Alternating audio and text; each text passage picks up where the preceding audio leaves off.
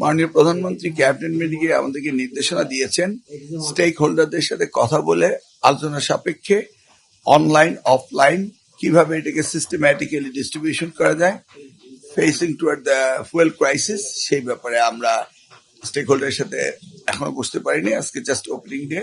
আমরা কাল পরশু স্টেক হোল্ডারদের সাথে বসে এই বিষয়ে আমরা সিদ্ধান্ত নেব এবং সেটা আমরা ক্যাবিনেট মিটিংয়ে অবগত করব। তারপরে ক্যাবিনেট সিদ্ধান্ত দিবেন যে এই বিষয়ে কি সিদ্ধান্ত হতে পারে। হ্যাঁ, হতেই হবে।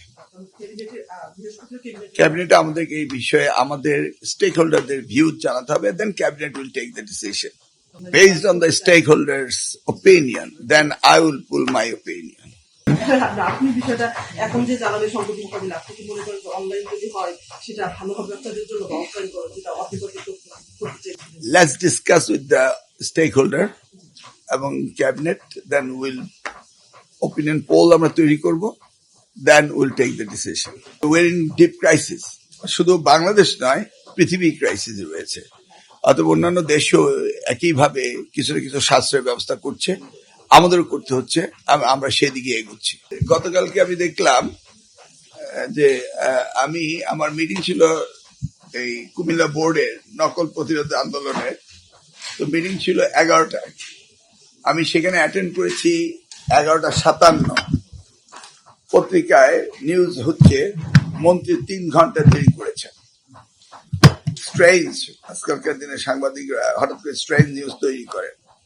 স্ট্রেট বললাম যে এই বছর যদি 0 পাস করে মানে ফেল করে মানে পাস করে, 0 পাস করেনি, শিক্ষকরা দাবি করলো যে এই বছর তাদের গ্রেস দেওয়া হোক।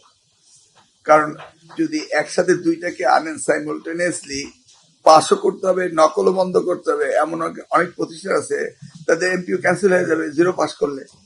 তো তারা গ্রেড চেয়েছে, যেহেতু দে ওয়ার নট প্রিপেয়ার্ড, যে আমরা আগে থেকে জানতাম না নতুন গভর্নমেন্ট হবে, নতুন ভাবে নকল প্রতিরোধে স্টিপুলেট করা হবে, সেজন্য তারা আমাকে দাবি করলো যে এই বছরটা আমাদেরকে গ্রেস দেওয়া হোক।